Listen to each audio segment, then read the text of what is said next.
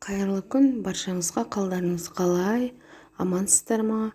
Менің бүгінгі видеом сіздерге пайдалы болады деген сенімдемін. Себебі осындай қазір көктемнің символы десем де болады. Көктемде жарқырап шыға келетін редиска туралы айтатын боламыз. Редисканың пайдасы мен зияны туралы болады. Бүгінгі видео каналға тіркеліп қойыңыздар, подписка жасап, мені қолдап отырыңыздар. Баршаңызға мың алғыс дегім келеді. Редисканың біздің ағзамызға өте пайдасы мол, себебі құрамында витаминдерге толы деп айтсам болады. Біздің ағзамызға қажетті витаминнің барлығы осы редискада бар. Және редисканың жапырағының өзі де пайдалы. Редисканың жалпы тамырының өзі де өте пайдалы екен. Біздің ағзамыздағы шлактарды және де холестеринді түгел тазалайды, холестериннің деңгейін төмендетеді. Қазір редисканың сезоны басталып келе жатыр. Көбірек жесеңіздер болады. Өте керемет салаттар жасап жеуге болады. Редисканың тамырынан натрий, темір, кальций, фосфор, қант, В1, В2 витаминдері, С витаминдерді және де көмірсуларды алуға болады екен тамырының өзінен. Ал редисканың құрамында калий да бар, кальций да бар, темір, фосфор, витамин С, В1, В2 барлығы бар. Жалпы, егер балаларыңыз жейтін болса, балаларға да жегізген өте пайдалы. Және де сонымен қатар арықтағысы келіп, салмақ тастағысы келетін адамдар күнделікті осы редисканы қолданатын болсаңыздар, сіздерге септігін тигізеді. Арықтауға да өте жақсы. Бұл жаңағы азық түлік салаттың түрі десем болады. Себебі сондай өзінде күші қасиеті бар арықтататын. Өйткені тез тойғызып қояды. Тамаққа деген аппетитті кішкене қайтаратын қасиеті де бар екен.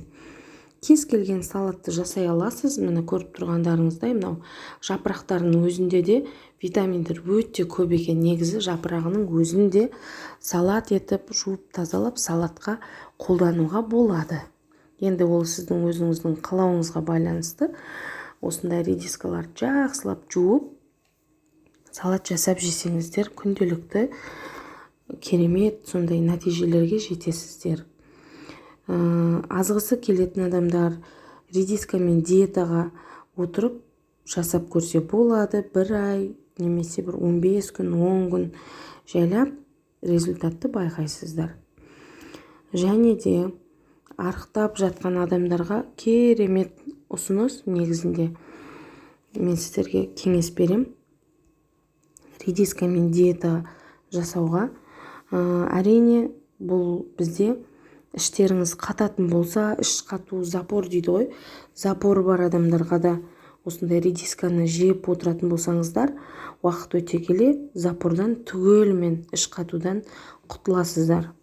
Ішектерге де өте жақсы көмектеседі. Ас қорыту жүйесіне жақсы көмектеседі ғой, былайша айтқанда. Көкөніс тез қорытылады біздің асқазанымызда. Ал бірақ кері әсері болады. Мысал үшін бауыр ауыратын, бүйрек ауыратын, асқазан, ішек жолдары ауыратын адамдар да, сол органдар мазалайтын адамдарға пайдалануға болмайды. Енді аз мөлшерде жесеңіздер болады, қалауларыңыз бойынша. Бірақ күнделікті көп жеуге болмайды. Аптасына бір рет жеуге мүмкін енді. Редисканы үнемі пайдалансаңыз, организміңізде май жиналмайтын болады. Май жинамайсыз жалпы. Әсіресе әйел кісілерге өте көп көмектеседі. Сонымен қатар женский жаққа да өте жақсы пайдалы.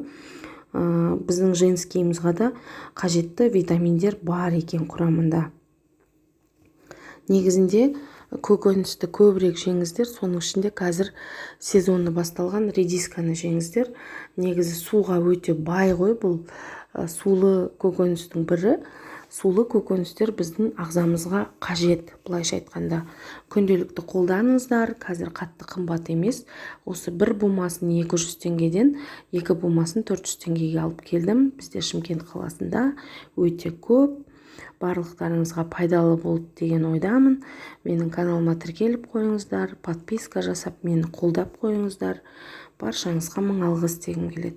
Ауырмаңыздар, дендеріңіз сау болсын, жарқырап жайнап жүріңіздер. Баршаңызға мың алғыс.